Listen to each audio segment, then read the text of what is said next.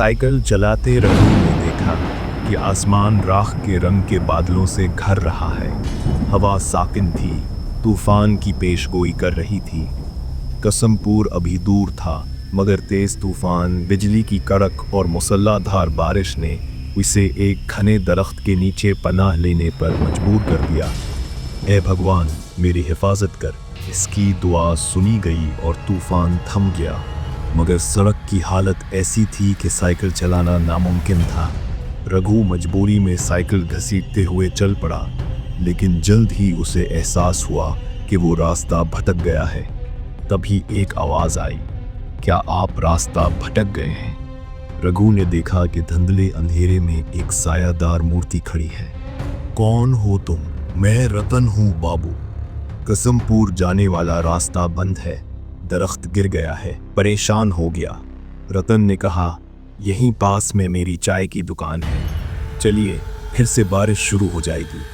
रघु ने हामी भरी और रतन के पीछे चल पड़ा। इससे हवा में किसी जली हुई चीज़ की बू महसूस हो रही थी।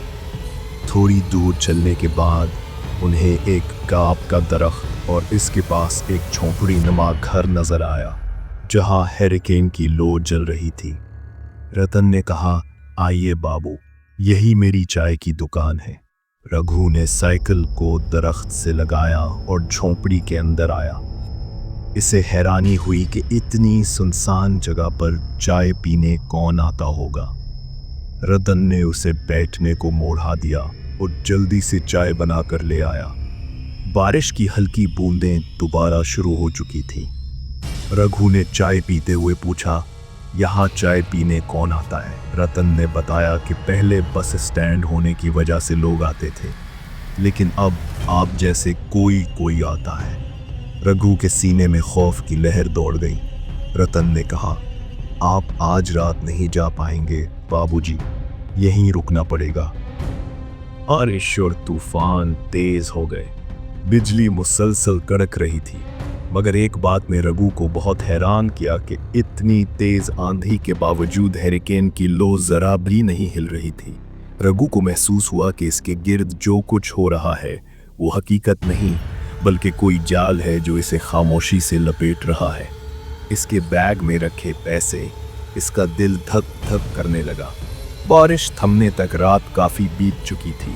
खाना खाने के बाद रतन ने रघु के लिए बिस्तर लगाते हुए कहा, आइए बाबू, यहाँ लेट जाइए। डरने की कोई बात नहीं है, मैं और जमर तो है ही।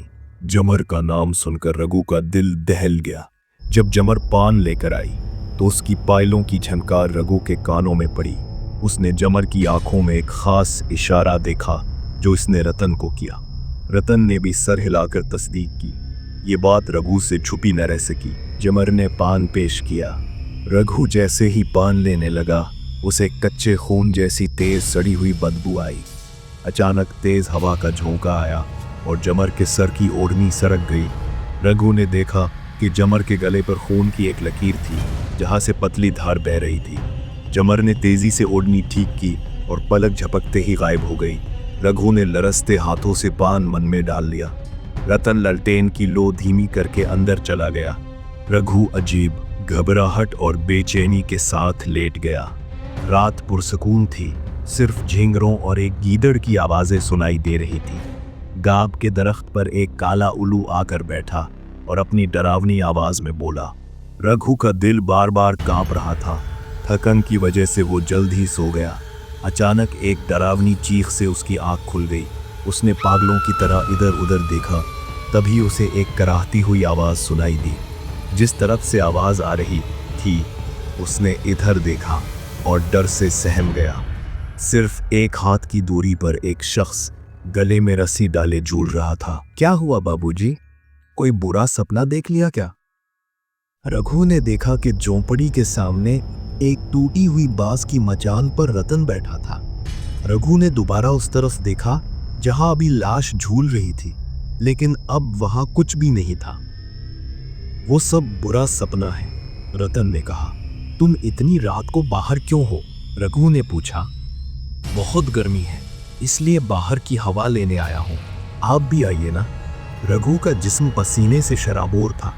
वो बिस्तर छोड़कर मचान पर रतन के पास जाकर बैठ गया। तभी करीब से एक शिकारी परिंदा तेज आवाज में चीखा, इतनी गर्मी है, अब नींद आएगी नहीं। इससे अच्छा मैं आपको एक कहानी सुनाता हूँ। रतन ने अपनी कहानी सुनानी शुरू की। 3 साल पहले उसकी भी ऐसी ही एक चाय की दुकान थी। उसने एक खूबसूरत लड़की से शादी की जिसे सब गोबर में कमल का फूल कहते थे। दुकान पर भीड़ बढ़ने लगी। एक ग्राहक शंकर रोज चाय पीने आता था और उसकी बीवी पर बुरी नजर रखता था। रतन को यह महसूस होता था, लेकिन वो उस पर यकीन नहीं कर पा रहा था। एक दिन रतन बाजार गया और जल्द ही वापस आ गया। घर पहुंचते ही उसे अंदर से दबी दबी हंसी की आवाज आई। उसने खिड़की से अंदर झांका। लालटीन की मध्यम रोशनी में उसने जो देखा, उससे उसके जिस्म में बिजली दौड़ गई। शंकर बिस्तर पर लेटा था और उसकी बीवी उसके सीने पर आधी लेटी हुई हंस रही थी। उसके हाथ से उसके बैग और बीवी के लिए लाई गई चूड़ियां गिरकर टूट गईं। कौन? शंकर दौड़ते हुए बाहर आया। रतन को देखते ही वो हक्का बक्का रह गया। रतन ने एक तेज धार वाली चीज से अपनी बीवी की गर्दन पर वार कर दिया। खून का फवारा निकला और उसकी बीवी जमीन पर गिरकर तड़पने लगी। रतन ने शंकर को बालों से पकड़ा, उसे घसीटा और बांस की छत से लटकती रस्सी से उसके गले में फंदा डाल दिया। शंकर दम घुटने से तड़पता रहा और फिर उसका जिस्म साकित हो गया। रतन पागलों की तरह अपनी बीवी के खून में लथपथ जिस्म को घूरता रहा।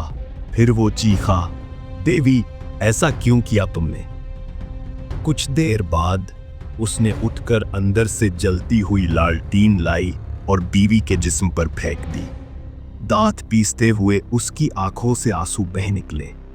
गड़गड़ाहट के साथ बिजली गिरी और तेज आंधी ने आग को पूरी झोपड़ी में फैला दिया।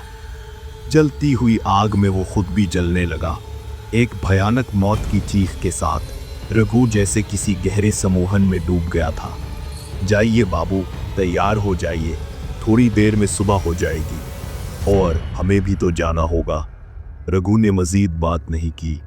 रात जैसे तैसे कट गई थी। वो जल्दी जल्दी तैयार हो गया। इसने दरवाजे पर हल्के से दस्तक दी। मैं चलता हूँ, सुन रहे हैं? तो फिर मैं चलता हूँ। कोई जवाब नहीं आया। एक पल के लिए रघु रुका, फिर गाब के दरख्त से टिकी अपनी साइकिल उठाई और बाहर निकल गया। न जाने कहाँ गए, लौटते वक्त एक बार मिलकर जाऊंगा। लेकिन कुछ दूर जाते ही रघु को याद आया कि वो पैसों का बैग वहीं भूल आया है। वो फौरन साइकिल घुमाकर वापस उसी जगह लौटा। लेकिन ये क्या हालत, वो झोपड़ी कहाँ गई? वहां अब सिर्फ एक आधी जली हुई झोपड़ी का ढांचा पड़ा हुआ था। तो क्या रतन ने जो कहानी सुनाई थी वो आप शायद ये ढूंढ रहे हैं? रघु तेजी से पलटा।